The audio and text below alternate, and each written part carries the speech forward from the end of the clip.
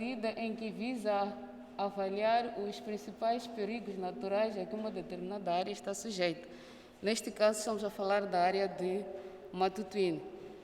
O distrito de Matutuine está bem ao lado da cidade de Maputo e é um distrito que está a conhecer um desenvolvimento, não é? Tem atraído muito a população da cidade de Maputo, que procura esta área para habitar.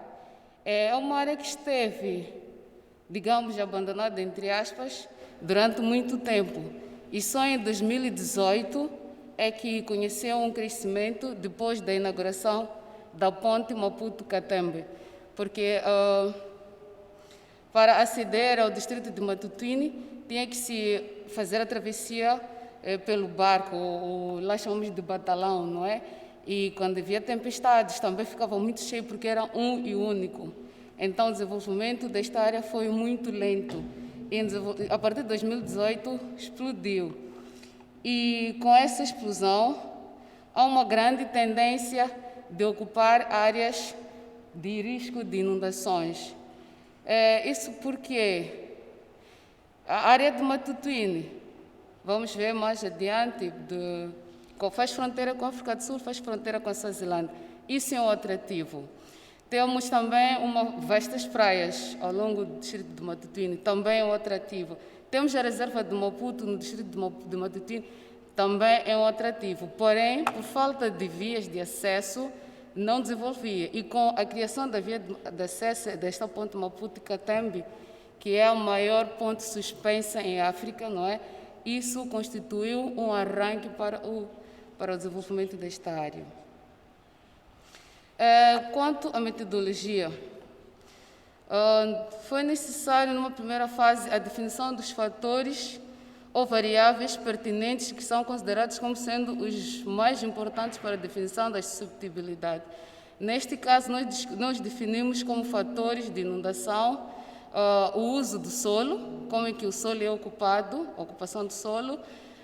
Olhamos também para as características do próprio solo, que tem a ver com a permeabilidade do solo, em especial. Olhamos também para a declividade, que é para perceber a capacidade de escoamento das águas pluviais e a precipitação. Então, estes foram os 4 fatores que nos guiaram para a análise das inundações. Então, primeiro fizemos o levantamento bibliográfico, criamos a base cartográfica, fizemos a descrição dos perfis, fizemos a análise, avaliação e cruzamento de dados, fizemos a elaboração de documentos cartográficos, fizemos a atribuição de pesos e, por fim, construímos as cartas de susceptibilidade e da vulnerabilidade às inundações do distrito de Matutuine. O distrito de Matutuine é um distrito que faz parte da província de Maputo. Localiza-se no extremo sul da província de Maputo e do país. Este é um distrito que é limitado pela bacia de Maputo, pela República da África do Sul, concretamente a província de KwaZulu-Natal, e é banhado pelo Oceano Índico e também faz fronteira com os distritos de Namaasha, e juntos limitam-se com a fronteira, faz a fronteira, não é? Com a Suazilândia, que é atualmente denominado Eswatini. Então, depois de fazermos a análise do uso do solo, aliás, a análise dos dados de precipitação, a análise da declividade, a análise das características do solo, construímos este mapa, conjugando os fatores, e dá para perceber que as áreas de maior vulnerabilidade são essas que estão a vermelho, são áreas que são atravessadas pelos rios também, para além de ser de baixa altitude, estão próximas dos rios. Então, estas são as áreas de maior vulnerabilidade. E depois construímos estes mapas, onde fizemos essa proposição olhando para a ocupação do solo, que é o uso do solo. E estes pontinhos a verde são as aldeias do distrito de Matutuine. E dá para perceber que a população nestas áreas está bem exposta. E concretamente neste bairro de Massane, não é? Onde temos maiores aglomerados populacionais, onde está a existir uma intervenção atualmente, não é? Por causa das inundações. Então aqui o governo começou a fazer alguns trabalhos, está-se a fazer parcelamentos, não é? E outros trabalhos que é para poder minimizar o impacto das inundações da população destas áreas. Em jeito de conclusão, com o avanço das novas geotecnologias e técnicas de georreferenciamento, foi possível produzir a cartografia digital do distrito de Matutuine e sobrepor elementos condicionantes dos eventos hidroclimáticos danosos. Os resultados dos mapeamentos mostram que o distrito de Matutuine apresenta uma suscetibilidade e vulnerabilidade moderada à ocorrência de inundações. E para a determinação desta variável, foram cruzados elementos relacionados com a declividade, solo, precipitação, que são da temática natural, e o uso de solo, que é da temática humana. A contribuição deste estudo para o planejamento e ordenamento territorial é apontar áreas onde é preciso uma intervenção no âmbito das infraestruturas socioeconômicas ou até mesmo na retirada dos moradores dessas áreas. As áreas classificadas como vulneráveis ambientalmente em Matutuine, apresentadas no mapa final de síntese, ressaltam dois fatores responsáveis: a ocupação de áreas impróprias e as condições naturais destes lugares. E muito obrigada.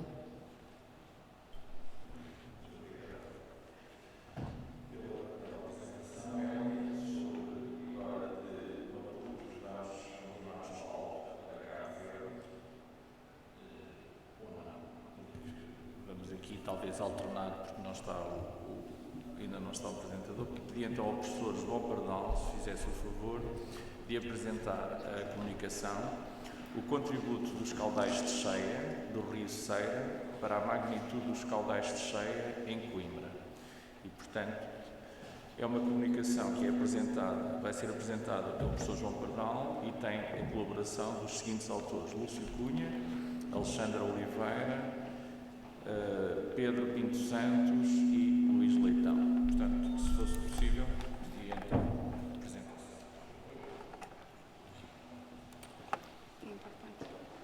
Acho que sim.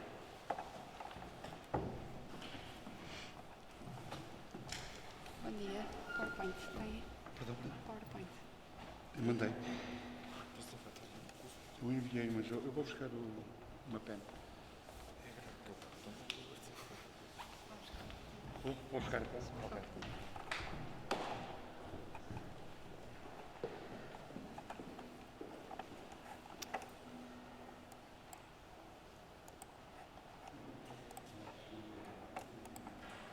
Só uma questão, ali nos iPads não temos acesso às perguntas. Não tem? Como assim?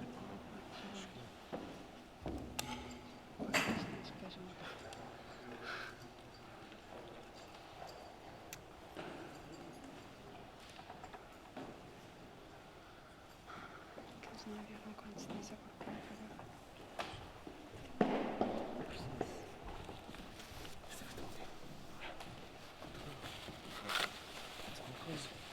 agora.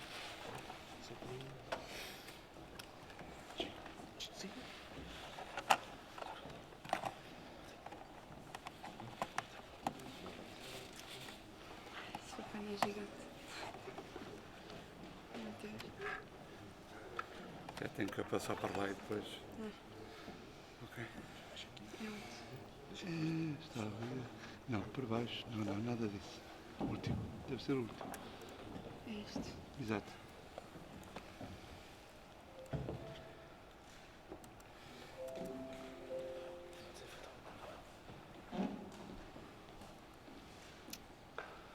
Que chatice. Não encontrei isto porque... Pode atirar, não é? É, mas não me deixa.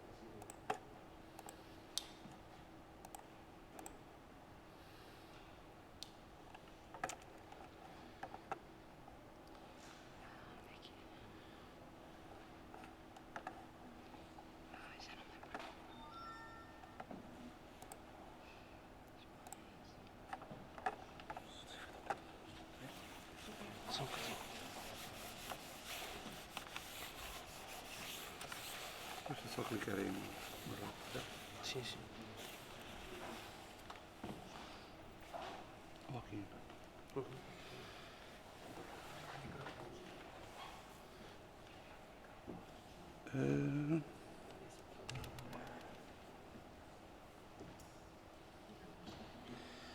Diz.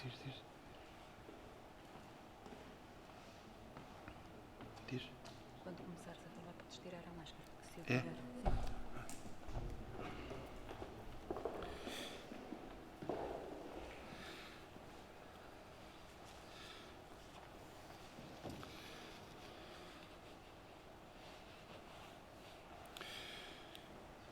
Bom dia a todos. Um cumprimento especial aos organizadores do Congresso Internacional de Riscos, os meus respeitos ao professor Luciano, à professora Adélia, ao nosso ilustre moderador, e todos os presentes bem-ajam. Eu vou falar, digamos, é um trabalho conjunto, sobre o CEIRA. O CEIRA dá problemas por natureza, pessoas evacuadas, retiradas de casa no Caboclo, digamos, em várias localidades da sua bacia, prejuízos avultados não só no património de cada um, nas suas habitações, mas também naquilo que é o suporte económico ali, que é os viveiristas, mas essencialmente sabermos, efetivamente, quanto é que o CEIRA contribui para os caudais afluentes do Mondego, em Coimbra, em situação de cheia. A bacia do CEIRA está integrada na bacia hidrográfica do Mondego, está ali localizada por uma seta amarela, digamos, e tem 734 km², o que representa 11% da bacia total, da bacia hidrográfica do Mondego.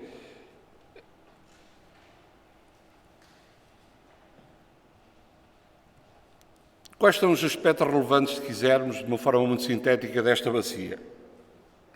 O CEIRA nasce já no concelho da Covilhã, num monte com Dufa, é um monte no meio, no coração da Serra do Açor, e, digamos, tem como o seu maior afluente o rio do Essa. Enquanto o CEIRA faz, digamos, quase todo o seu percurso no maciço espérico, o do Essa, digamos, atravessa a Orla Mesozoica, vem ali pelo Cárcico e depois também entra um bocadinho já naquilo que é o bordo marginal deste mesmo maciço, que é já aqui em Coimbra. Digamos que, fazendo este percurso entre serras, e que se vê claramente depois pela hipossometria, a montante a montante da bacia, a alta bacia, é essencialmente constituída por um conjunto e um complexo que é característico da Serra do Açor, de montes. Nos primeiros 25 km² da bacia, o rio tem para aí 10 picos acima dos 1.100 metros de altitude, declives que podem ir até aos 53%, é o declive máximo que se determinou, portanto, declives muito acentuados. Em 12 km passa dos 1.200 metros de altitude para os 600 metros de altitude, portanto, digamos que tem um declive acentuadíssimo, e tudo isto naturalmente associa-se à natureza geológica de xistos e gravacos, em que o grau de impermeabilização é muito baixo, portanto, não é muito impermeável, se quisermos, um grau de impermeabilização muito elevado, ao contrário, e o número de escoamento, naturalmente, é elevado, é o inverso. Se quisermos, é que a carta geológica, mas a ocupação do solo, a montante, temos povoamentos mistos, temos matos, povoamentos mistos de pinheiro e de eucalipto e, digamos, alguns espaços ainda da vegetação primitiva, Depois, digamos, alguns núcleos urbanos de pequena e média dimensão, e depois, já na Baixa Bacia, de facto, aí sim, uma agricultura essencialmente vocacionada para a produção de árvores para plantio, portanto, designados por viveiros. A nível da precipitação, no alto da bacia volta a ter outra característica, que é, tem locais em que a precipitação média anual está acima dos 1.400 milímetros, ou seja, a precipitação acumulada, média acumulada anual. Portanto, de facto, é um sítio na alta bacia onde chove muito. Tudo isto conjugado dá, digamos, um conjunto de cenários, por vezes,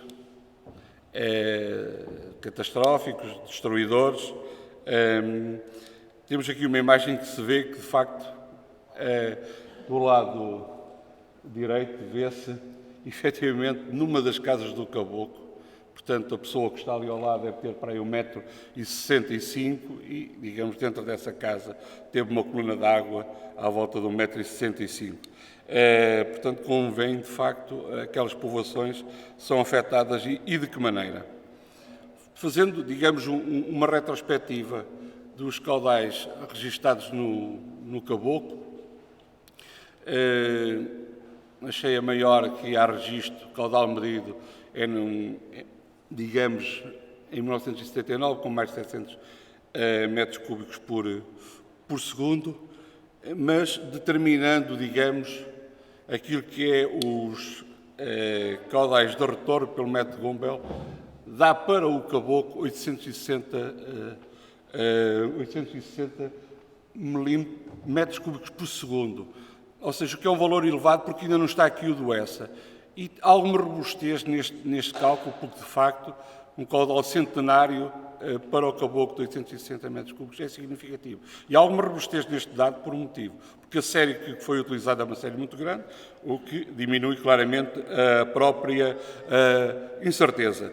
Se pensarmos para o regime regularizado para Coimbra, estavam previstos 1.200 metros cúbicos por segundo, digamos que, se calhar, o Ceira não foi devidamente equacionado à época quando se estabeleceu o sistema das barragens Aguieira, Fronhas e a sul de Ponte de Coimbra.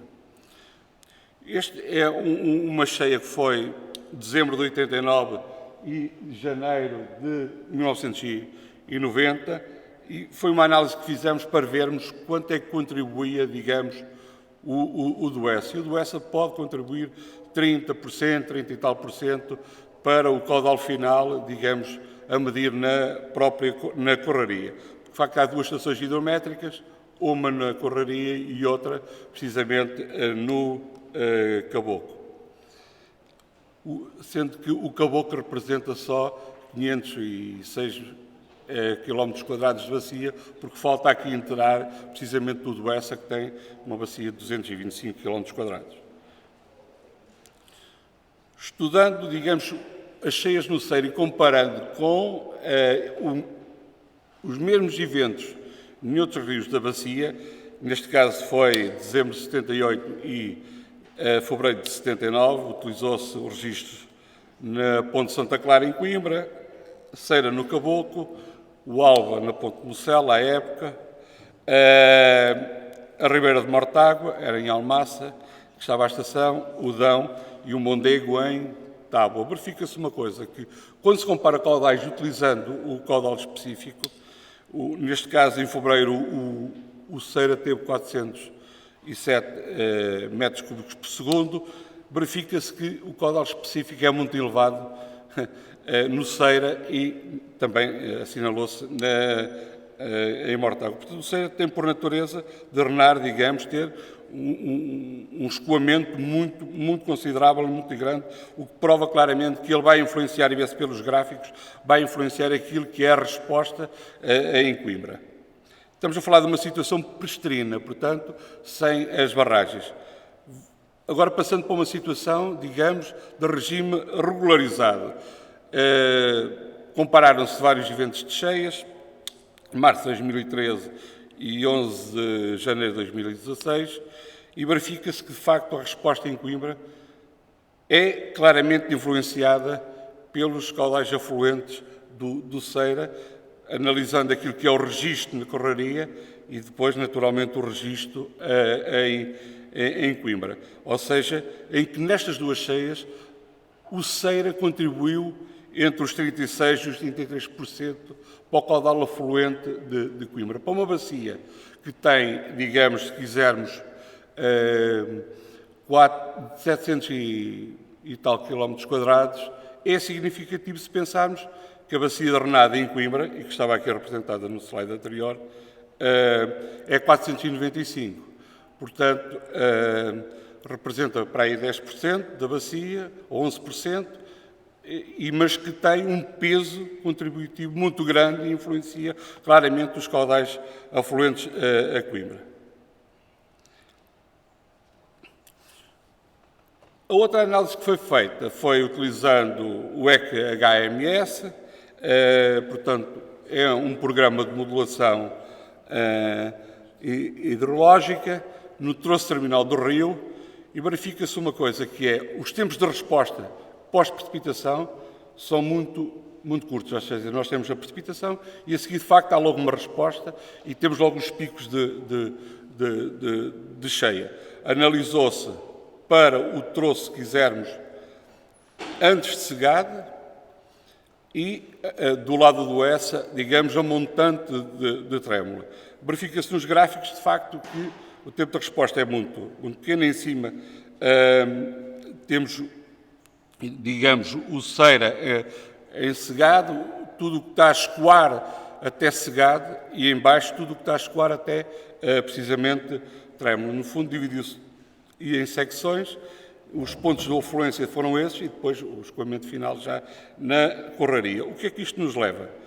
Leva-nos, o gráfico de baixo representa, digamos, se quisermos, o total e o contributo do Duessa.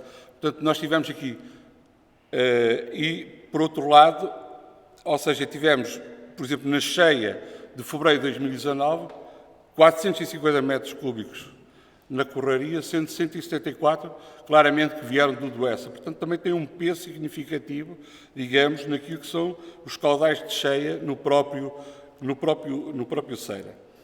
Se pensarmos que em Coimbra o caudal afluente, o máximo instantâneo, foram 1960, significa que o Ceira contribuiu com 450.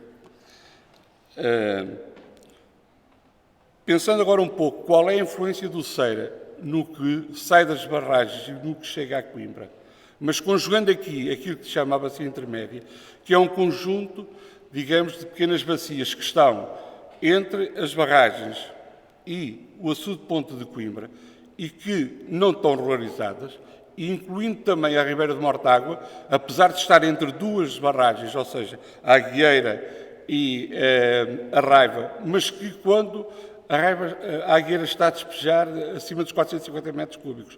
Como a Raiva não segura caudais, portanto, tudo o que vem, digamos, de Mortágua entra e sai, e, portanto, é como se também não estivesse regularizada. Analisando isto e vendo o peso desta bacia conjugado com o Ceira, temos, por exemplo, para a mesma cheia que se estudou e que se falou há pouco, de 2016, já sabemos que o Ceira contribuiu com 450 metros cúbicos, a bacia intermédia contribuiu com 400, ou seja, com 900. Significa que o Ceira contribuiu com mais de metade, digamos, desta área que responde a 1.200 km² de bacia de Renada. O que se prova aqui, mais uma vez, que, de facto, não só influencia a bacia intermédia aquilo que chega a Coimbra, portanto, tem que se conjugar o que sai das barragens mais a bacia intermédia, e essa bacia intermédia inclui naturalmente o próprio Ceira, e que se vê no próprio gráfico, de facto, quando o caudal máximo instantâneo aumenta no açude de Ponte de Coimbra, também tinha aumentado anteriormente, precisamente na bacia intermédia, e pelos gráficos anteriores, no próprio Ceira.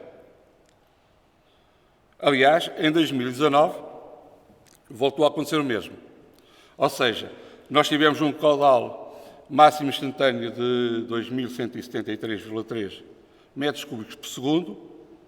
A bacia intermédia deu, precisamente, 1028, se eu não me engano, metros cúbicos por segundo, onde está naturalmente o Ceira. Significa que a bacia intermédia, inclui o Ceira, pode ter, nas grandes cheias, uma influência que anda entre os 40, 46, 47% naquilo que é o caudal afluente a Coimbra. Aliás, ainda 2001, volta-se a verificar que sempre que há aporte na bacia intermédia e sempre que há aporte no próprio Ceira, que deve ter tido à volta dos 660 metros cúbicos por segundo, há claramente influência naquilo que é o caudal afluente a Coimbra. Aliás, esta bacia aqui teve um peso menor, a estas duas cheias que falámos anteriormente, teve 76% de peso sobre a influência daquilo que foi o caudal máximo instantâneo em Coimbra. Significam duas coisas.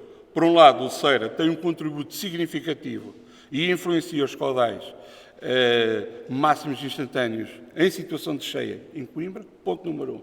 Ponto número 2.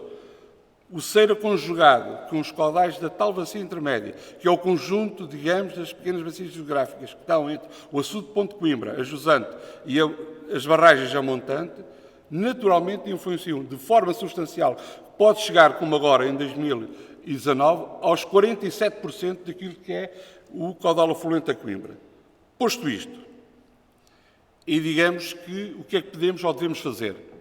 Por um lado, o Ceira tem uma barragem no alto do Ceira, mas que não influencia naturalmente os caudais afluentes ao território de Coimbra. Portanto, se quisermos, está praticamente pristino. Por outro lado, temos uma outra variável, uma segunda variável, que é a bacia intermédia, onde está a Ribeira de Mortágua e todas as pequenas bacias entre barragens, mais o Ceira, o que significa que a gestão, digamos, do sistema Agueira, Fronhas, Raiva e, naturalmente,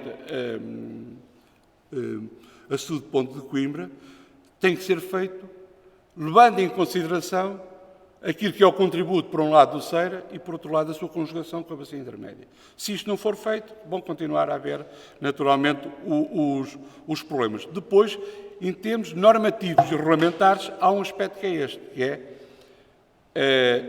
a Diretiva Inundações estabeleceu as zonas críticas. O Ceira, até ao caboclo, não está dentro da zona crítica. A zona crítica termina na sua foz. O que não faz sentido.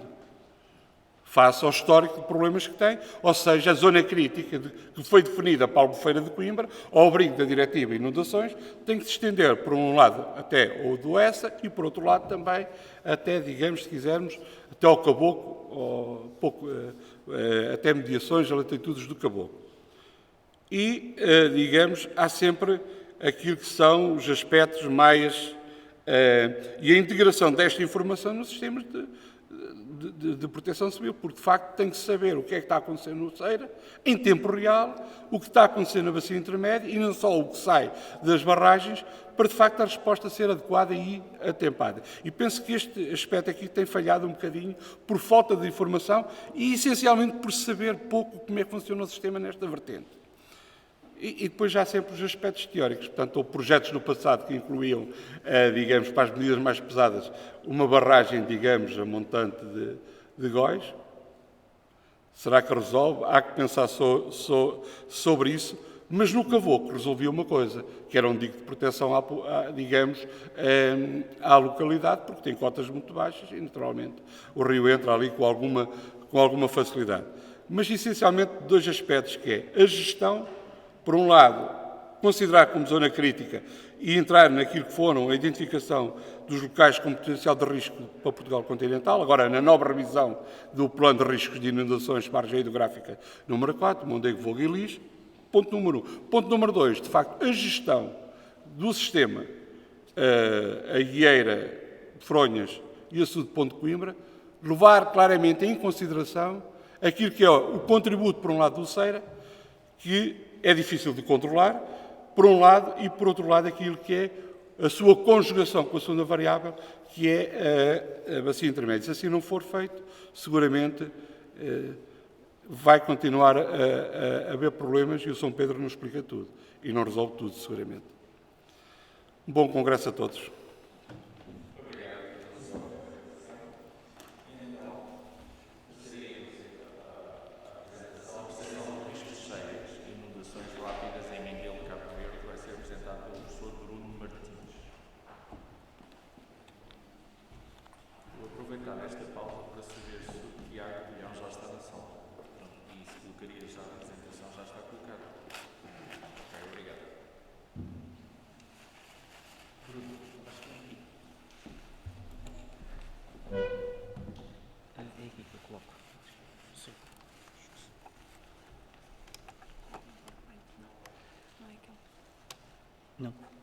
Ele está aqui na pena.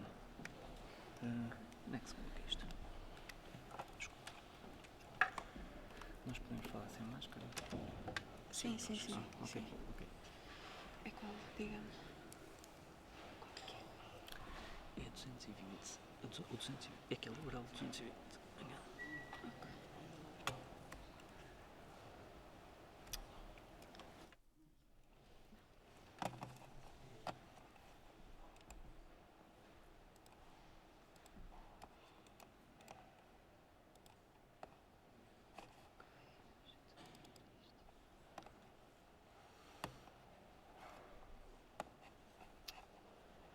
Ok, já deixa.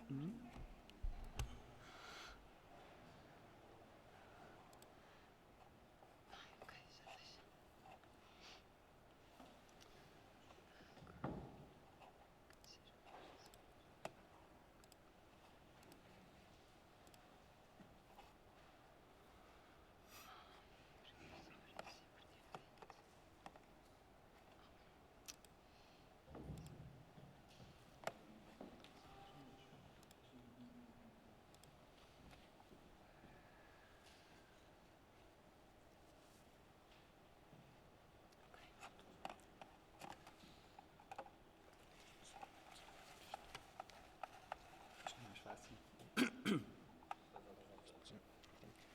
Ok. Antes de mais nada, peço imensa desculpa. Ok, perfeito. Antes de mais nada, peço desculpa pelo atraso. De facto, aqui à entrada de Coimbra, eu atrasei-me e peço imensa desculpa. Eu estou aqui para apresentar uma comunicação. Esta comunicação foi feita em parceria com a doutora Adélia e com o Dr. Luciano e, mais uma vez, vamos falar do problema das cheias e inundações rápidas em Mindelo, Cabo Verde, e o enfoque vai ser ao nível da percepção da população relativamente às cheias e inundações na cidade. Como objetivo, nós tínhamos 2 ou 3 pontos que queríamos responder neste trabalho.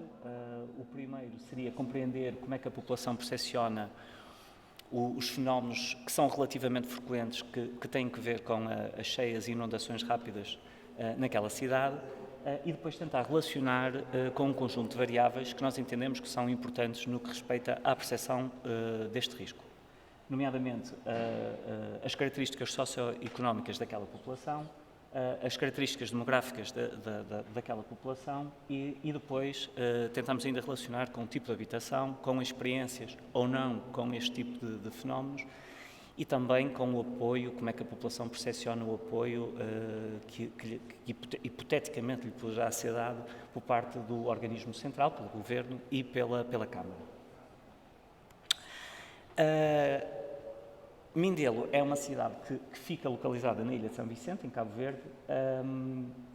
Ela é rodeada por um conjunto de vertentes íngremes que têm que ver com o antigo vulcão que se prolonga depois para norte na área do Porto Grande e, portanto, estão reunidas algumas condições do ponto de vista geográfico que favorecem a ocorrência de fenómenos relacionados com as cheias e inundações rápidas. Aliada a esta questão relacionada com a orografia da própria cidade e do limite da própria cidade, estão ainda um conjunto de fatores particularmente importantes para que estes processos de ocorrência de cheias e inundações rápidas sejam frequentes e um deles tem que ver com as questões climáticas. Portanto, Cabo Verde insere-se no domínio tropical seco, as chuvas são profundamente irregulares, muitas vezes, quando ocorrem de forma violentíssima, portanto, é muito frequente a existência de quantitativos diários que ultrapassam as médias anuais. Aliás, o que ocorreu num episódio que eu vou já falar mais adiante, que foi as cheias do dia 26 de agosto, que eu tive a sorte de estar lá, e tive a sorte de ter estado lá antes da ocorrência das chuvas e depois da ocorrência das chuvas, portanto, eu consegui fazer as fotografias, o antes e o depois. Portanto, esta questão climática é particularmente importante, mas depois também há um conjunto de situações relacionadas com a própria exposição daquela cidade, nomeadamente o tipo de construção e um conjunto de infraestruturas que foram feitas que obviamente vão ampliar o risco de ocorrência deste tipo de fenómenos. E, portanto, um deles tem que ver com a própria expansão da cidade. A cidade cresceu rapidamente. Aliás, nós temos ali, neste mapa vê-se muito bem, as cores, portanto, o que era original da cidade em 1969, que é aquilo que eles chamam da morada, que é a cidade, se quisermos, o centro histórico, vá. E depois o rápido crescimento que a cidade foi tendo ao longo dos anos, sobretudo nos anos 90, 2000, de facto a cidade cresce muito e cresce muito para áreas, obviamente, menos interessantes e com maior exposição, não é? Que são as vertentes e sobretudo as vertentes muito íngremes e os canais que durante uma boa parte do ano, a esmagadora maioria da parte do ano, não tem qualquer tipo de curso de água visível, mas quando ocorre precipitações funcionam claramente como canais e portanto, a ocupação deles amplia naturalmente a situação amplia o risco. Aqui algumas fotografias, estas fotografias eu tirei-as precisamente no dia em que ocorreu a precipitação, que foi no dia 26 de agosto de 2008. Eu tinha estado lá um mês antes e tinha, eu não trouxe para aqui porque 10 minutos provavelmente não chegariam, mas já estou arrependido, porque acho que era interessante ver algumas fotografias que eu tinha tirado antes, relativamente a áreas que, obviamente, qualquer um de nós não precisa ser geógrafo, percebe que estão em áreas onde, ocorrendo precipitação, as coisas vão correr muito mal, como é óbvio.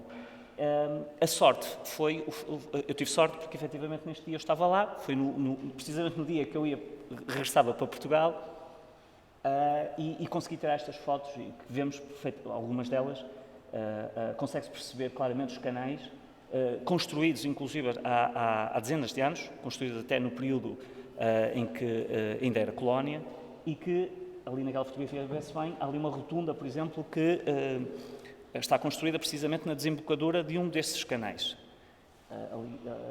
E que já agora que é muito interessante, que é uma das artérias mais importantes da cidade, que é precisamente uma avenida que dá para o Hospital Central. Portanto, há ali um conjunto de situações, e obviamente que tem que ver com um crescimento muito rápido da cidade, de grosso modo desorganizado, e que de facto criam situações que, obviamente, em situações de crise, gera problemas graves na cidade. Ora bem, em termos metodológicos para este trabalho, nós aplicamos um questionário. Neste questionário, nós tentamos dividi-lo, grosso modo, em 4 partes. Numa parte, nós tentamos fazer uma análise de como é que a população percepciona o risco, se trata de um risco, para ele, um risco efetivo, se tende a aumentar no futuro, se é conhecido ou não pela ciência. Portanto, há aqui um conjunto de situações que nós tentamos colocar de forma a tentar perceber como é que a população percepciona o risco de cheias e inundações rápidas. Uma outra parte que nós tentamos aferir como é que as pessoas entendem as causas deste tipo de fenómenos, onde consideramos se ela é por causas divinas, se é um destino da natureza, um golpe do destino, enfim.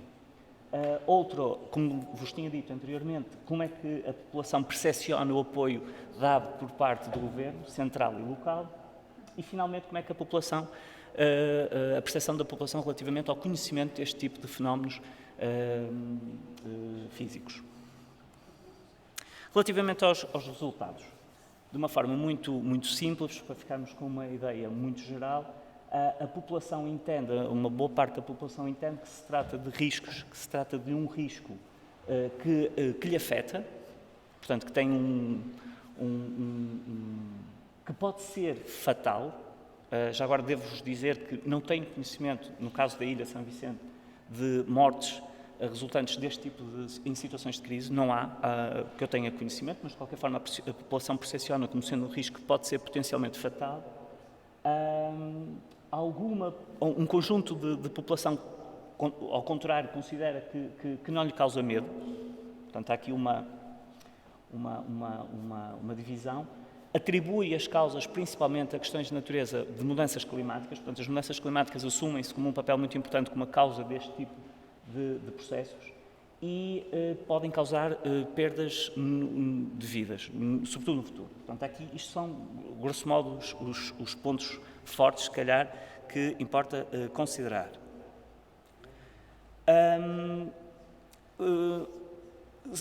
Do ponto de vista do conhecimento relativamente à percepção relacionada com um dos fatores que, do ponto de vista estatístico, nos deu uma importância muito grande na explicação, que é a questão da educação. Portanto, nós entendemos, os resultados mostram claramente que a população com maior nível de educação é aquela população que tem melhores resultados relativamente, melhor percepção relativamente a este risco. Portanto, há aqui um aspecto que eu acho que é importante, que é a questão da educação. Portanto, relativamente à população com maior escolaridade, é aquela que responde da seguinte maneira. Portanto, é aquela que entende que, que a ciência tem uma participação importante na mitigação do risco. Curiosamente, não o entende como um risco mais antigo. A população com menos formação entende que é um risco mais antigo. A população com mais formação, curiosamente, entende como sendo um risco recente. E aqui é uma questão também muito interessante que nos criou alguma dúvida.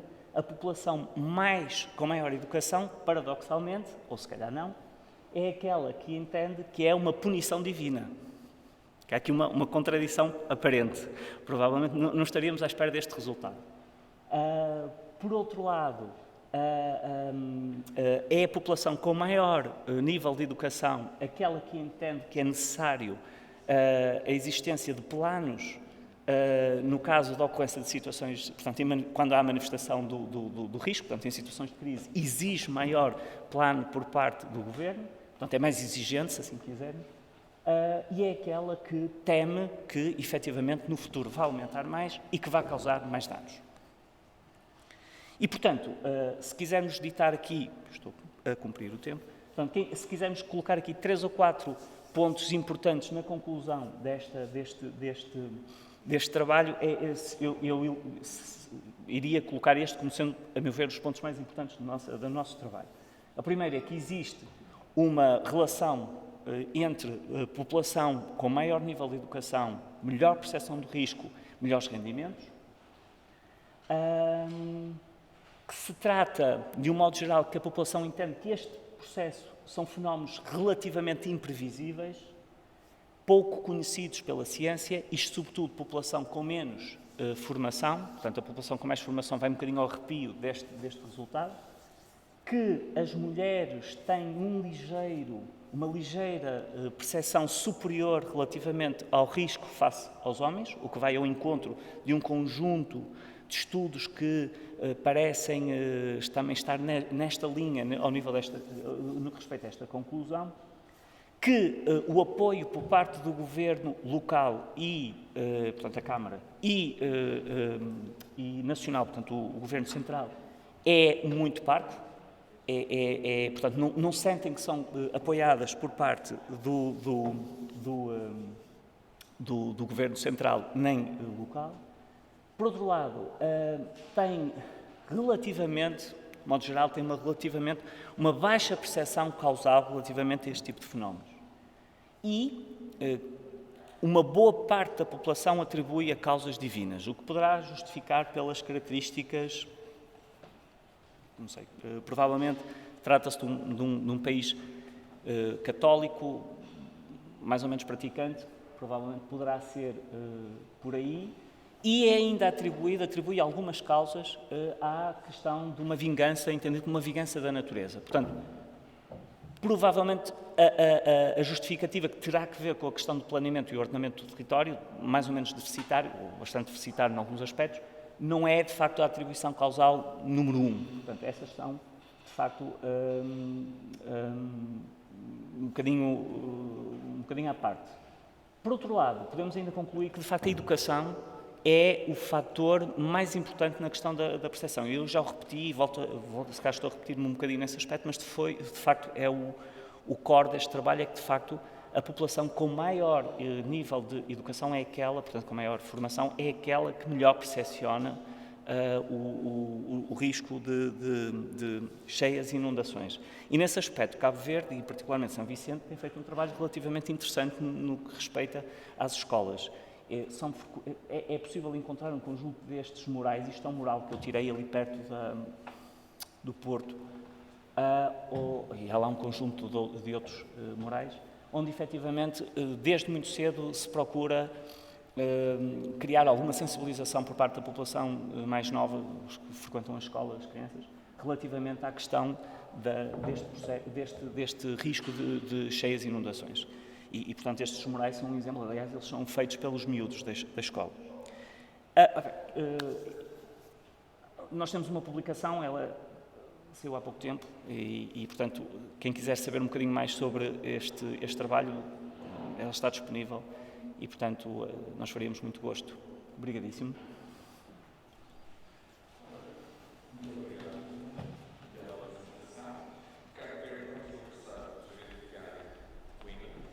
Com a publicação, o risco de inundação no Baixo Mondego, o caso do estudo de 2019, vai ser apresentado por Tiago, por favor.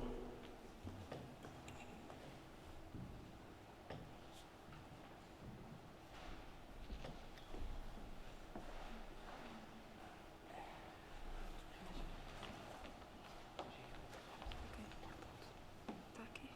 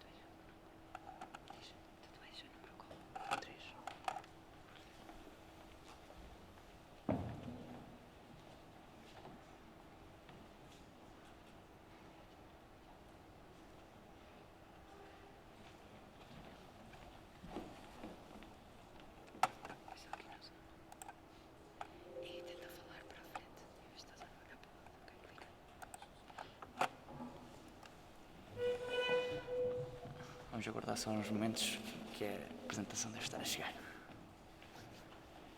Ok, fantástico.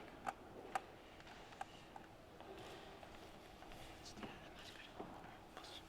Eu sinceramente não queria muito. Está bem, já que sabes.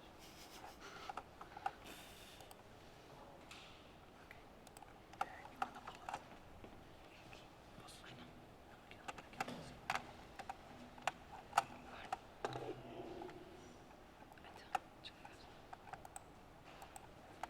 Já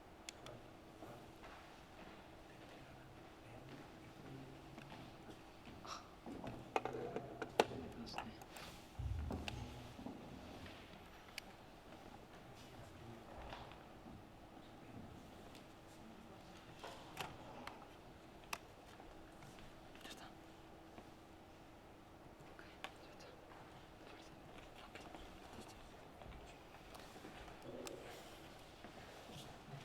Antes de mais, bom dia a todos. O tema que eu trago aqui é precisamente, e vou retornando aqui um bocadinho à apresentação anterior, à última, aqui o risco de inundação no Baixo Mondego, neste caso o caso de estudo de 2019. De 2019. Ok. E, portanto, vou confessar, e deixando aqui mais ou menos à vontade, que é assim que eu gosto de fazer as coisas, é a minha primeira apresentação num congresso, portanto, diria que estou um bocadinho nervoso, mas pronto, voltando aqui um bocadinho à apresentação e deixando esta questão do nervosismo de parte, precisamente a inundação do Baixo Mondego é algo que me suscitou durante a licenciatura bastante interesse, e decidi também fazer aqui um caso de estudo e perceber aqui efetivamente o que é que sucedeu. E, portanto, constatei alguns factos que são importantes e que eu diria que são importantes mencionar. Desde logo a sua dimensão, que apesar de não ser propriamente das maiores, é a maior a nível nacional contextualizando apenas nos rios nacionais e, portanto, nascendo, neste caso, na Serra da Estrela, a cerca de 1400 metros, 1425, e terminando então nos 0 metros. Assim sendo, há aqui uma questão orográfica e psométrica importante. Desde logo, a questão de nascer nos 1400 metros e descer rapidamente nos primeiros 50 km, sensivelmente, cerca de 750 metros, torna-se fundamental para percebermos efetivamente a força que traz quando há um maior nível de pluviosidade. E depois, descendo os últimos 700 metros, sensivelmente, 600 e poucos metros, nos 150 km seguintes. E terminando depois, então, os últimos 50 km, portanto, da cota desde 60, 70, sensivelmente, até aos 0, terminando assim na Figueira. Assim sendo, percebemos efetivamente que a zona ali de Penacova, Mortágua, Penacova, e aqui, portanto, em Coimbra, que efetivamente concentra aqui uma série de caudais, assim podemos dizer. Deste ponto de vista, considero importante também aqui mencionar a questão dos elementos meteorológicos.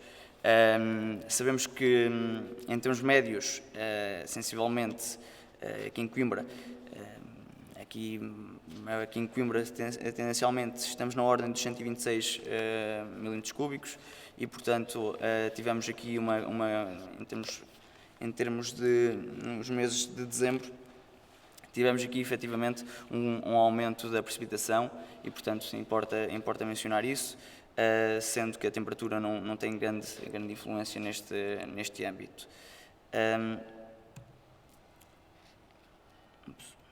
Isto não era, ok.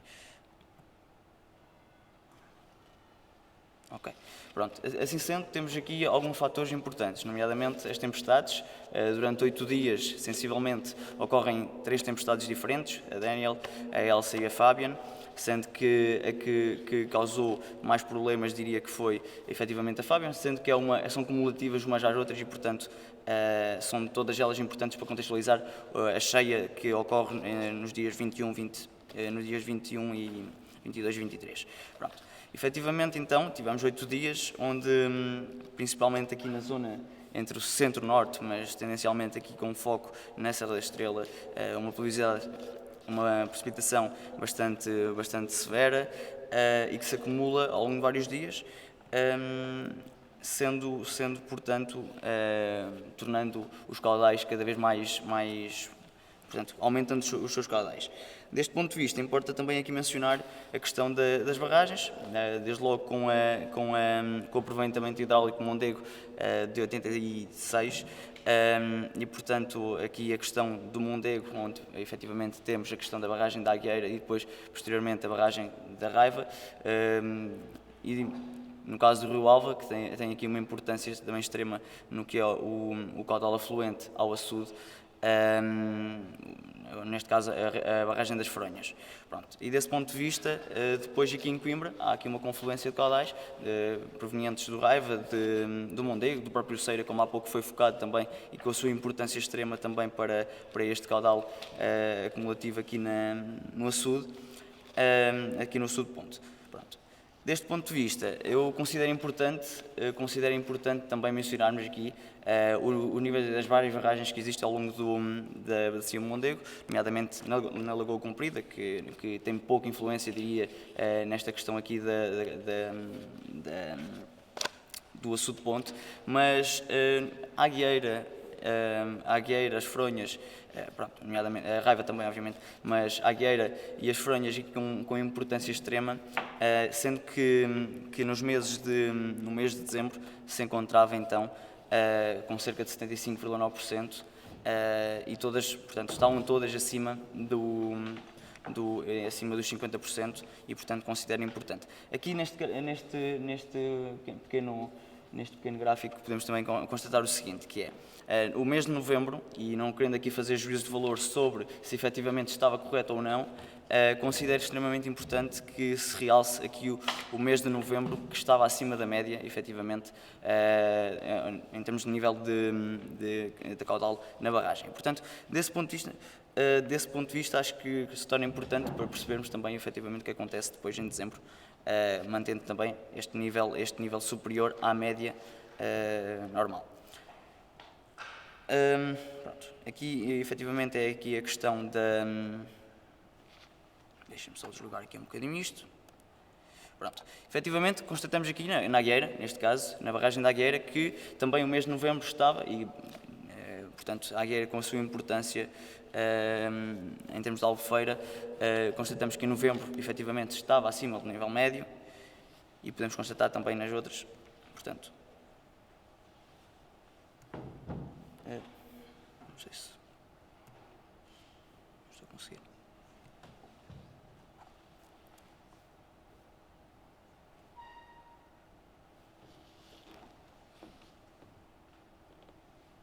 Ok, podes passar mais 3, por favor. Pronto, ok. Neste caso, então, podemos aqui verificar que nos dias, entre os dias 19, neste caso, os dias 20 e os dias 21, efetivamente, se teve um caudal superior médio na Albufeira, com aproximadamente 1.500 metros cúbicos por segundo, 1.300 metros cúbicos por segundo, e depois no dia seguinte com uma menor quantidade. Não estou a conseguir passar aqui, não sei se...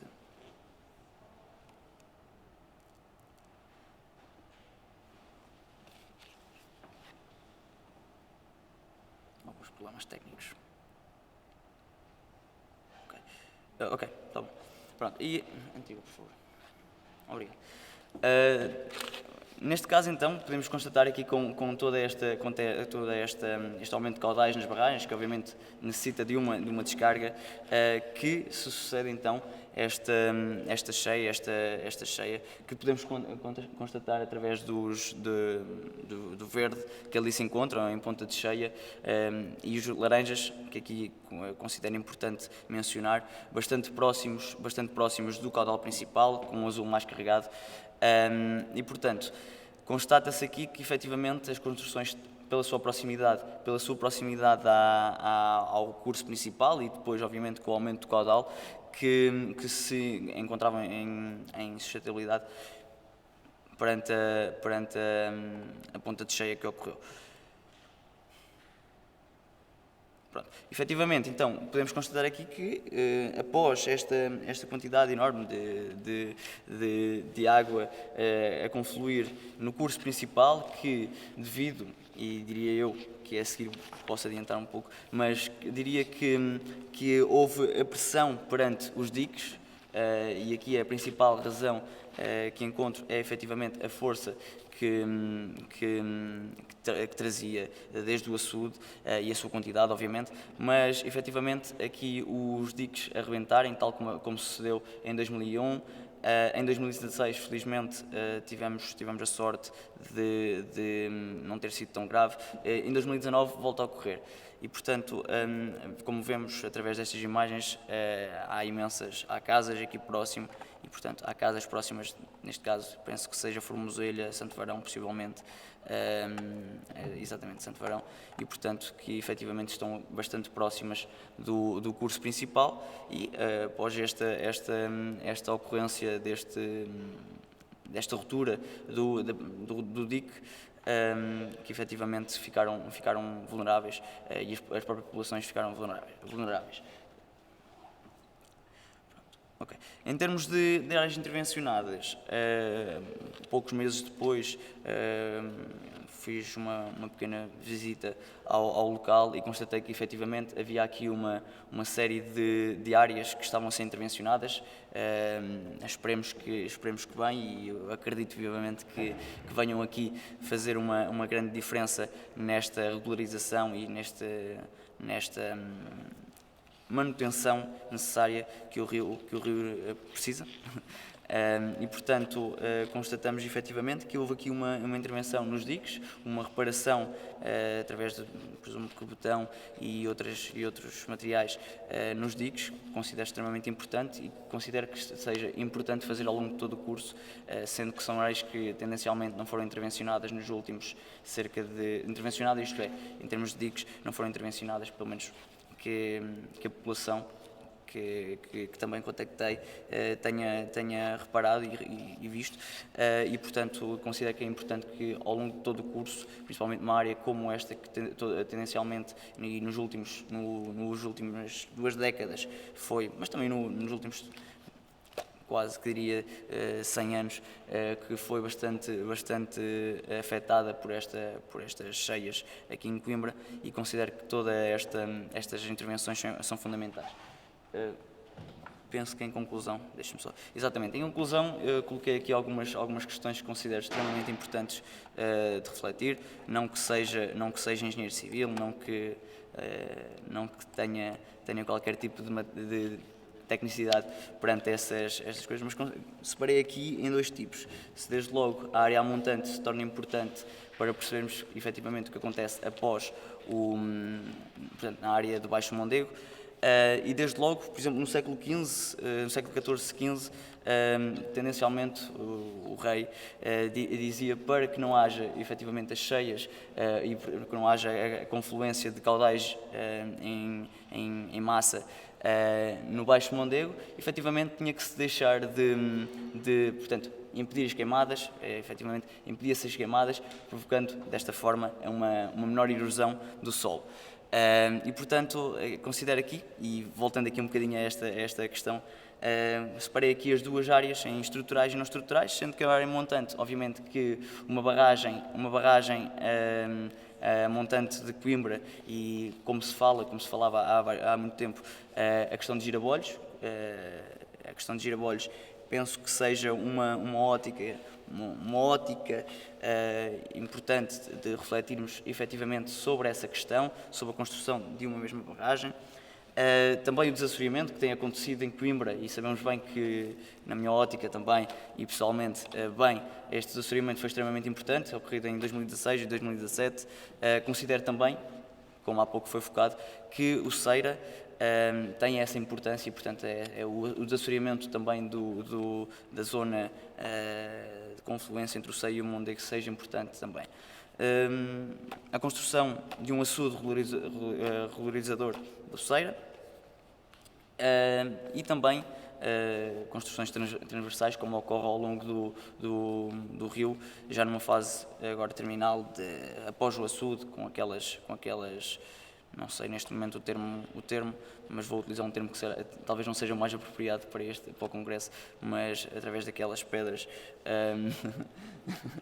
daquelas rochas, não sei se pronto. Em termos não estruturais, em termos de ações de sensibilização, considero que a população tem aqui uma importante tarefa, que é de perceber efetivamente que numa situação de possível cheia, que há necessidade de retirar aqui uma série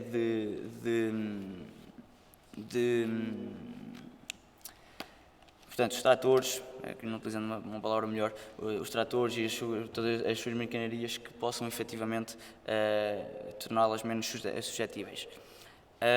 Também, e aqui nesta área, voltando aqui um bocadinho à área montante, considero importante que haja um melhor ordenamento florestal, nomeadamente através de uma plantação de espécies que efetivamente tragam uma boa eficiência quanto à fixação dos solos, que se torna depois obviamente importante na questão do assoreamento. E depois também aqui uma questão da monitorização, e da vigilância da erosão e dos caudais mais cientes de que efetivamente cada vez mais com estas questões todas das mudanças que assistimos nos dias de hoje, desde climáticas a outras, que se tornam importantes uma maior ocorrência de monitorização em termos temporais e de vigilância. Em termos na área de risco do Baixo Mondego e também Coimbra, considero importante a manutenção, obviamente como disse há pouco, a manutenção dos diques longitudinais, Também a manutenção de sifões descarregadores, considero extremamente importante e sabemos que, por exemplo, no caso do Foja, que havia ali algumas falhas, pelo menos pelo que se depreendeu perante a situação que verifiquei, apenas um dos descarregadores estava operacional, pelo menos totalmente construído. E depois, obviamente, que é importante o desassoreamento, um plano, efetivar-se um plano de desassoreamento plurianual para todas as outras, entre outras questões. Nas medidas não estruturais, obviamente que as medidas de sensibilização, e eu que sou uma pessoa que gosto imenso de tentar educar um bocadinho a população, porque acho que é esse o nosso papel enquanto atores sociais, ou deverá ser, e portanto considero que as medidas de sensibilização são extremamente importantes. E como disse há pouco, também é a realocar os materiais de construção e outros em cotas superiores nos meses pluviosos. Portanto, por exemplo, na Eireira, existia tendencialmente dois andares, um para os materiais, e assim que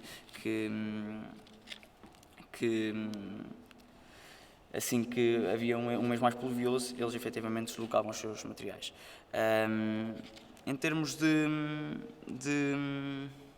sistemas de monitorização, mais uma vez estão aqui bastante presentes e considero extremamente fundamentais, tais como a criação de um sistema integrado,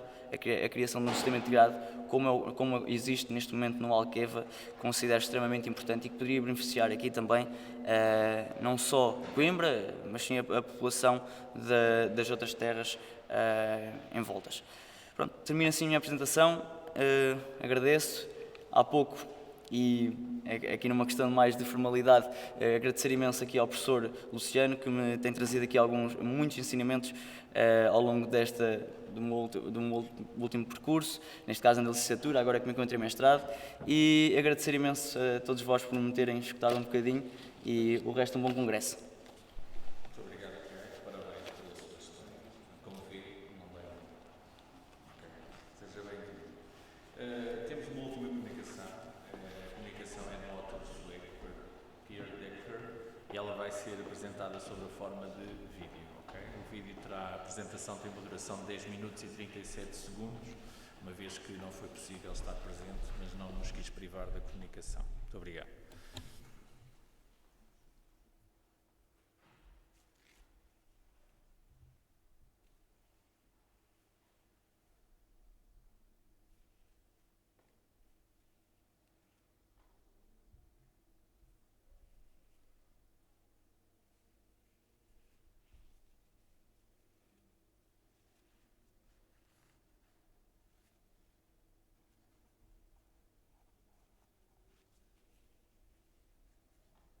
My name is Per Becker, and I'm Associate Professor in Risk and Safety at Lund University of Sweden. I've been looking forward to this conference for some time now, and hope my presentation will contribute to the exciting knowledge exchange that this promising conference program suggests. Thanks to the organizers for facilitating for us to meet, and for allowing me this opportunity to present my research.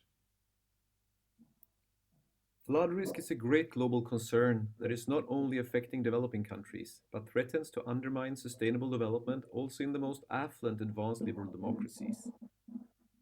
While political inertia is delaying much needed global change, efforts to reduce risk and adapt to a changing climate are growing on more local levels. However, floods tend not to be bounded by geopolitical, administrative, organizational, or other socially constructed borders. This requires flood risk to be jointly governed by networks of actors across them. The patterns of social relations among these actors are fundamental for societal's capacity to reduce risk, and influential voices argue the importance of fit between the biophysical basis of the issue requiring governing and the institutional arrangements of actors engaging in its governance.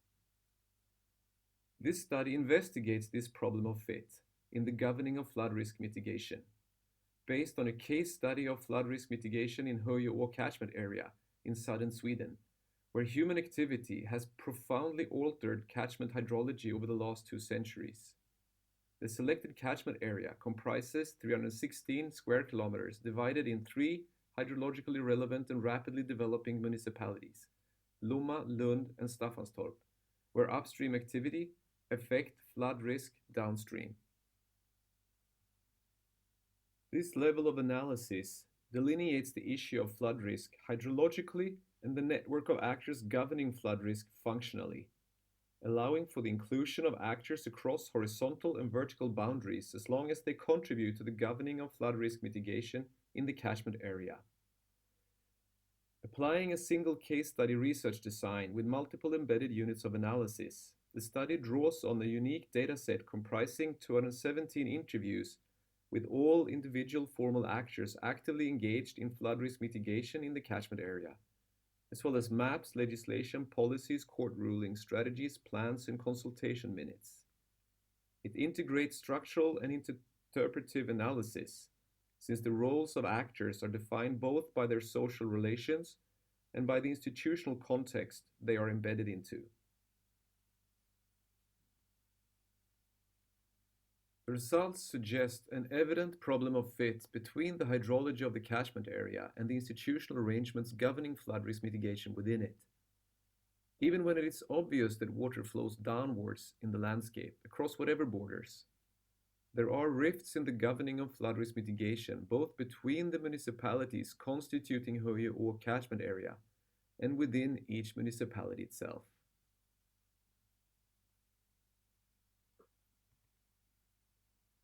So the fragmentation in the flood risk governance that I have identified, first of all, runs along the municipal borders. What municipalities do upstream is heavily influencing the flood risk of municipalities downstream, but there is no connection in between, more or less. The little connections there are not changing anything in how they deal with flood risk. There is a fragmentation between the municipal borders and the administrative levels above, where the national level is not providing the guidelines necessary for the municipal administrations to mitigate flood risk. This is from the perspective of the municipal administrations, of course. The regional level is not engaged in the coordination between municipalities. There is fragmentation within the municipalities between different professional groups. And these professional groups are implementing tightly coupled policies that demand close interaction, but this interaction is not happening. It's happening between the planners and the water and sewage engineers, but not the third group, the people who are dealing with risk and vulnerability assessments and other instruments that are intended to assist in producing a safe and sustainable situation in the municipalities.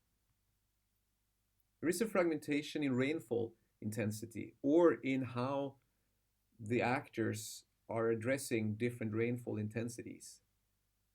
The water and sewage organizations are only responsible for dealing with rainfall intensities up to the intensity that happens once in 10 years statistically, which is called the 10-year rainfall.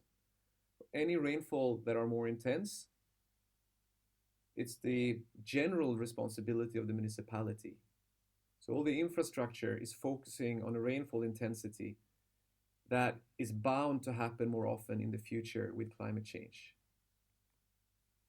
There is fragmentation also within the municipality in how flood risk mitigation is assessed and implemented. So if a landowner has a piece of land that they want to develop, they apply to the municipal administration to have a detailed development planning process started. The landowner has to fund assessments of flood risk within that particular area, and they do not assess how any changes in this area affect neighboring areas. Which means that if you assess your own area and you find that flood risk is too high, if you do something to reduce flood risk by, for instance, raising the minimum level of building a house from sea level, You may push water somewhere else, and this is not assessed in the current situation. There's also fragmentation in the different consultants that are involved in the planning processes.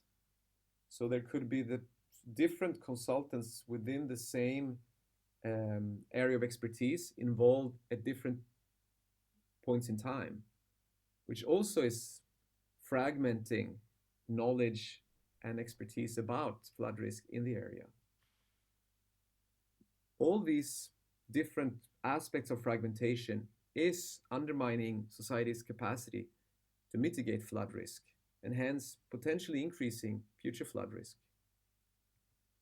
So I've come up with some solutions and I've structured them according to these different challenges. So first, it's possible to apply the current procurement regulations more strategically to try to give consultants bigger chunks of work and perhaps have similar groups of consultants dealing with assessments in different planning areas. It's possible not only to assess flood risk within each detailed planning area, but instead we need to assess flood risk on a more comprehensive area that follows the hydrological boundaries. Each urban area has different sub-catchment areas where all rainfall within one area will eventually end up in the same place. That is a more logical, hydrologically logical way of assessing flood risk, not focusing on political or land ownership boundaries that are not particularly significant concerning hydrology. We need to stop focusing on this division of this 10-year rainfall. The 10-year rainfall doesn't mean anything from now on into the future. With the climate change happening, that particular rainfall intensity may happen every 5 year or every 7 year or whatever.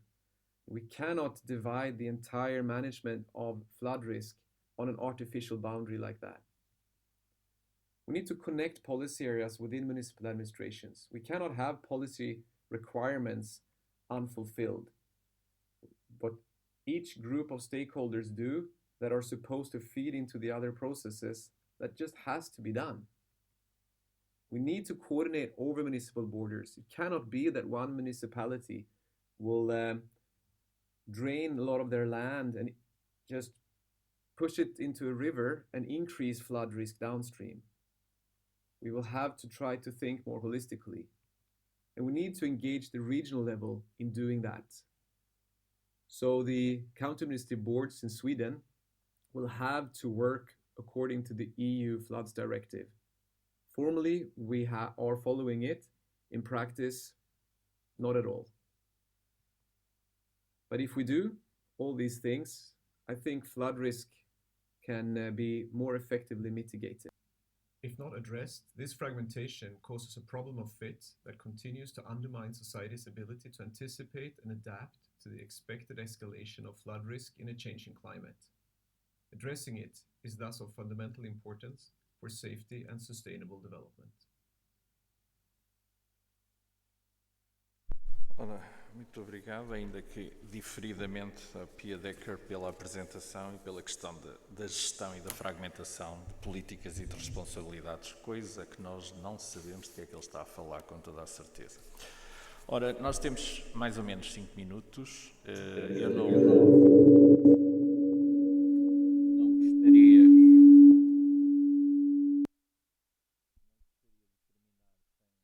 sem permitir que houvesse pelo menos uma ronda de questões. Tivemos aqui a apresentação da Eliane sobre o risco de inundação na cidade de Maputo, numa área específica do distrito de Matutuíne, e depois tivemos duas comunicações relacionadas com a inundação na área de Coimbra e o regime do Ceira, e também sobre Cabo Verde, e esta última da Suécia, sobre a fragmentação de políticas e gestão de políticas. Eu colocaria às pessoas na sala a possibilidade de fazerem uma ronda de perguntas, se assim o entenderem. Não o entendem, portanto, cabe sempre a quem está a moderar a mesa dar a primeira sugestão. Hélia, só uma pergunta para si, se fosse possível. É recorrente em Moçambique e também nesta área aqui de Matotuíne a questão da deslocação das populações que mencionou. Seria desejável, uma vez que estamos numa área de risco recorrente, que houvesse a possibilidade de haver um reassentamento destas populações. Poderia, no fim, quando terminar, talvez fazer para os presentes, sumariamente, como é que é a estrutura destas famílias. Não estamos a falar de famílias de 1 a 2 pessoas, estamos a falar normalmente, e corrija-me, de famílias alargadas, e porque esta persistência em estarem muito próximas das zonas de inundação. Isto provavelmente está muito relacionado com os seus modos de vida e com a dependência que existe da água. Relativamente aos dois, quer ao Tiago, quer ao João, os dois tocaram sobre a questão da gestão da rede hidrográfica e o que é que se passa aqui com o Ceira. Enfim, a pergunta que eu gostava de vos fazer é se de facto esta questão que tem sido recorrente só se vai resolver com um investimento pesado em infraestruturas ou, no vosso entender, e o Tiago tocou um bocadinho isto, também não temos alguma culpa repartida, já que não podemos fazer muitas vezes investimentos pesados, mas a questão da manutenção das infraestruturas existentes, que é muitas vezes descurada e, portanto, só em situações de ruptura iminente é que de quando em quando voltamos a revisitar estas infraestruturas e, portanto, muitas vezes não é possível fazer depois uma rápida intervenção. Aliás, não querendo aqui ser polémico nem estar aqui a criar notícias falsas, mas foram amplamente discutidas duas coisas. Nas cheias anteriores, que não era possível, por exemplo, aquilo que nós temos aqui no Parque Verde, que era uma utopia, ter esplanadas e áreas de lazer a 70 centímetros, não é? Com os pezinhos quase em cima da linha de água a 70 centímetros, não é? Que foi claramente um erro de planeamento. Nas outras coisas mais pesadas, que, por exemplo, algumas das áreas de compensação de drenagem, as bombas e os sifões que não tinham sido, de facto, o projeto não tinha sido executado até à sua parte final. Portanto, se a questão da manutenção e aqui do planeamento, para além do regime do rio, não terá também aqui alguma coisa de crítico. Por último, Bruno, é também muito rápido e eu pedia que fossem relativamente telegráficos. Esta questão da percepção e, de facto, da educação ter aqui uma dimensão muito acentuada, isto estamos a falar de uma área central de população. Isto acontece o mesmo nas outras populações da ilha ou é um pouco aqui a repetição do risco e a repetição dos sinistros que vai levando a que as pessoas se vão educando pelo risco e não propriamente por ações preventivas ou até por ações das autoridades, no caso, por exemplo, de um ordenamento mais assertivo e mais adequado, quer dizer, não colocar rotundas àquelas cotas ou naqueles locais. Começaria então pela Hélia, se fizer o favor. Não sei se há um microfone de sala ou se...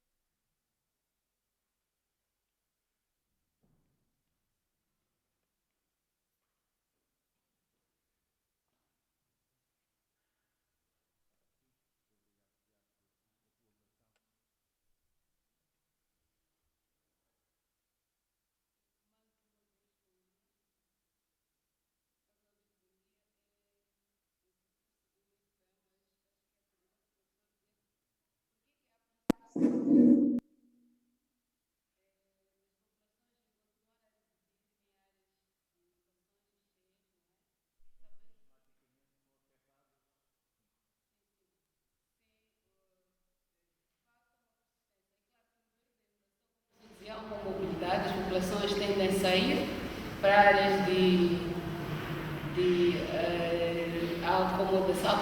acolhimento, nós chamamos de áreas de acolhimento, geralmente onde são áreas de tendas, onde ficam lá até o período passar e retornam. Agora, por que faz esse vai e vem? Por que se expõe ao risco? Vou dar um exemplo primeiro do bairro. Nós estamos no bairro Maguanini C, que é um bairro que foi criado para o reassentamento das populações que sofriam inundações na cidade de Maputo. No ano 2000, que foi uma das maiores inundações que a cidade de Maputo apresentou. Esse bairro também é de inundação, porque com a expansão do bairro, não é? Nós sabemos tudo o que acontece com a urbanização. Esse bairro passou a sofrer inundação, é um dos bairros que mais é afetado pelas inundações na cidade de Maputo. Então, essas pessoas agora estão a ser retiradas e reassentadas no distrito de Maracuene, que é um distrito que está próximo à cidade de Maputo. Agora, mas a persistência da população deve-se às condições socioeconômicas do país. Muitas das vezes, nós sabemos que aqui é diferente. Em Moçambique só se parcela uma área. Não tem vias de acesso, não há água, não há luz e colocam lá a população. E esses serviços levam muito tempo a chegar, podem levar 10 anos, 7 anos. Então a pessoa serve de uma área para outra, onde tinha essas condições, deve estar ciente que vai ficar lá por uns 5, 7 anos, sem água, sem luz, sem transporte. Então, depois de serem assentadas as populações, há uma tendência de voltar para aquelas áreas de inundação, porque é lá onde existe condição de vida, não é? Então, por isso que há essa persistência em ficar nessas áreas. Muito obrigado pela partilha. Não sei se o Tiago ou o João querem, se calhar, partilhar isto um comentário de cada um de nós. Posso comentar? Existem dois aspectos que quisermos repartir. Por um lado, e o Tiago falou isso muito bem, que é que as barragens, numa perspectiva da produção elétrica, sendo certo que estas barragens e um dos fins também é, digamos, mitigar as cheias. E essa parte é passada um bocadinho ao lado. Portanto, significa que estamos a acumular, perto da caudal, e quando vamos por ela tem que se abrir. Portanto, tem que se abrir. As consequências são aquilo que todos nós conhecemos. E, portanto, devia haver aqui uma atitude mais cautelosa e uma gestão mais criteriosa naquilo que são os caudais afluentes às barragens. Ponto número 1. Ponto número 2. Há aqui um rio que é do outro lado. Ou seja, nós não o dominamos. Chama-se seca. E, de facto, viu-se aqui pela lógica que contribui para o escoamento dos caudais, é significativo para aquilo que chega à Câmara em conjugação com o assentamento. Significa que a gestão das barragens passaria, obrigatoriamente, a incluir, de facto, esta variável e aquilo que é, digamos, esta capacidade de caudais da bacia intermédia. Eu penso que isso não é feito. Pelo menos tudo o que eu tenho analisado. Depois, há um outro aspecto que é a junção de Coimbra.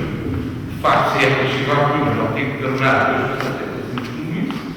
depois o assunto. O ponto de Coimbra tem uma capacidade limitada.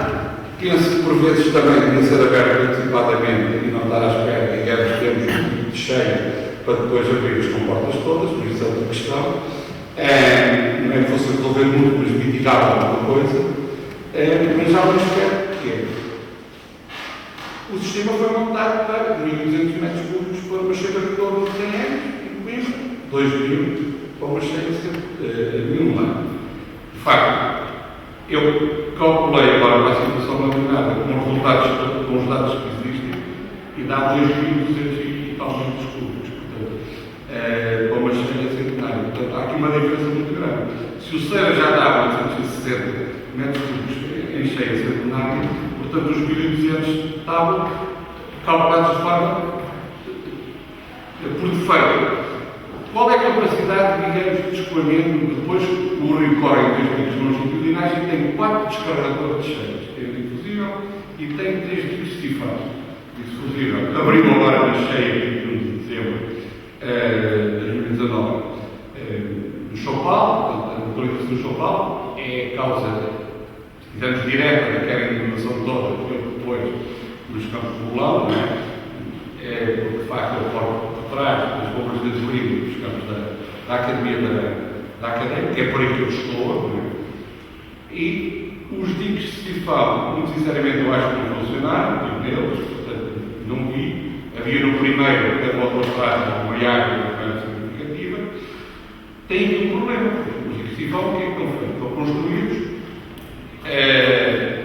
num dique longitudinal em terra, em terreno da região, e naturalmente ao longo dos anos tiveram assentamentos. Se tiveram assentamentos, estou a dizer isto, que é o meu pensamento, naturalmente, de facto, o Sifão não funciona. É para sermos como isso, e é uma questão de manutenção e verificação.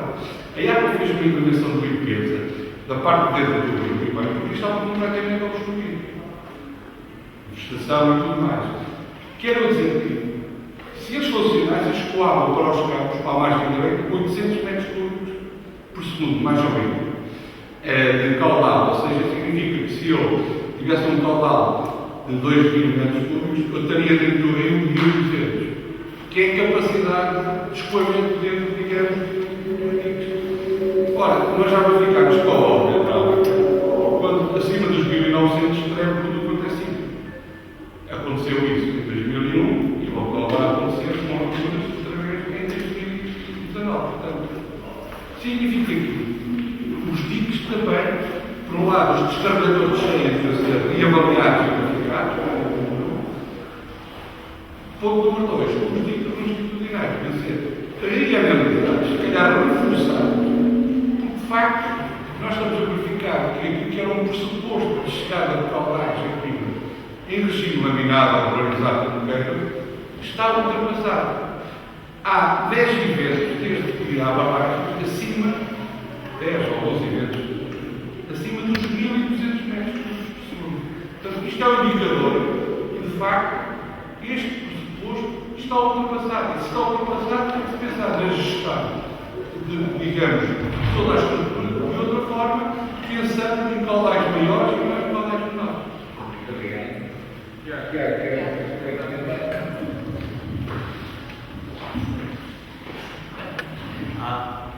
Há pouco a dizer, as palavras que o professor acabou de abordar. Efetivamente pareceu-me que esta falta de manutenção, não pergunta de que é culpa, porque não sei. É culpa de todos nós, como disse há pouco o professor, é uma culpa também um pouco cultural, também de lá faz parte, educacional, todas estas questões são fundamentais para percebermos efetivamente o que é que tem falhado, mas sem dúvida que a manutenção dos chifões, como há pouco mencionado também pelo professor, a questão dos diques se torna importante para percebermos que ao longo de todo este tempo, portanto, tivemos pelo menos durante cerca de 30, 40 anos, sem efetivamente haver qualquer tipo de renovação, de manutenção a todas aquelas infraestruturas. Em 2001, o professor Luciano tem um livro, precisamente também, tem um artigo precisamente sobre isto, ficava algumas fotos também, onde efetivamente tínhamos os sifões completamente obstruídos por vegetação. E, portanto, torna-se importante que haja esta manutenção, mas também que haja aqui um plano, como não há pouco, não querendo aqui ser arrogante, mas efetivamente que haja aqui um plano de intervenção plurianual para que efetivamente não se acumule toda esta coisa. Depois tínhamos que, obviamente, curar os prejuízos perante toda esta situação. E acaba por ser um pouco esta outra. Se assim. Obrigado.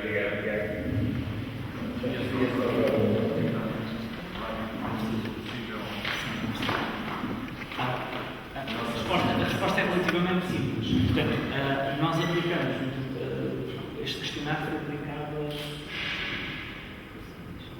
203 pessoas. Portanto, tem um valor simpático a praticamente cobriu quase toda a cidade. E, em termos metodológicos, nós aplicamos a análise categórica de competentes municipais, que explica 60% da variância das respostas. O que nos diz, e que nos diz que a educação é a variável mais importante. Portanto, isto para nós é ótimo porque sugere que temos um caminho mais ou menos interessante, que é o papel da educação, o papel da escola. Portanto, isto reforça a ideia de que a educação é muito importante na questão da gestão dos riscos. Aliás, eu tive uma pena muito grande de não ter ouvido A primeira comunicação relativamente à questão da territorialização, porque há um estudo, há uns anos atrás, com a doutora Fátima, nós discutimos uma coisa muito semelhante a esta, que é porque é que as pessoas, que é relativamente a Cabo Verde, ao vulcão da Ilha de Fogo, porque é que a população, portanto, há uma erupção, a população sai e depois retorna outra vez. É uma coisa que para nós, a nossa ótica, faz pouco sentido, não é? Quer dizer, nós estamos numa área de risco assumida, porque é que a população retorna outra vez. Há de facto uma relação topofílica muito especial que depende muito da cultura onde nos inserimos. E de facto a cultura de Moçambique é diferente da nossa e nós temos uma postura diferente. Portanto, esta questão da análise do risco, a meu ver, deve rapidamente passar de uma questão técnica para envolver questões de natureza cultural e a educação tem um papel, a meu ver, importantíssimo. E o nosso trabalho nesse aspecto é simpático, força precisamente a importância da educação como um dos fatores mais importantes na gestão do risco. Não sei se respondi. Muito obrigado. Não sei se a sala faz alguma comentário. A última apresentação do Director, de facto, coloca-nos aqui uma questão da fragmentação, gestão integrada de responsabilidades, tivemos experiência aqui em Portugal. Eu diria, não sei se o professor Luciano quer fazer algum comentário, mas uma pessoa experiente nesta gestão integrada de responsabilidades. O nosso parceiro da Suécia colocou aqui esta questão da fragmentação e, no fundo, a auscultação e integração daquilo que são os planeadores, aos diferentes níveis, municipal, distrital, etc., e depois as necessidades das populações e a sua percepção e as suas aspirações em gestão pública. Não sei se quer fazer um comentário para esse lado. Posso fazer um comentário aproveitando inclusivamente a situação do Montenegro que estava a ser tratada anteriormente. A planificação acontece pelos modelos que normalmente têm em conta a situação presente e, pensando no caso do Montenegro, o projeto foi desenvolvido há 50, 60, 60 anos. O tempo passa muito rapidamente, como nos responde, e o projeto do Montenegro começou por ser um projeto hidroagrícola. E a questão de fundo era completamente diferente daquela que foi surgir e está a desenvolver-se. Eu recordo que num dos primeiros documentos estava prevista a irrigação dos campos de Cantanhede até ao Congo com água da barragem da Aguilera. Claro que rapidamente se percebeu que a agricultura do nosso país é aquilo que é e foi necessário mudar a componente elétrica para que o projeto fosse viável. E isso alterou substancialmente desde o projeto em si, mas depois também o território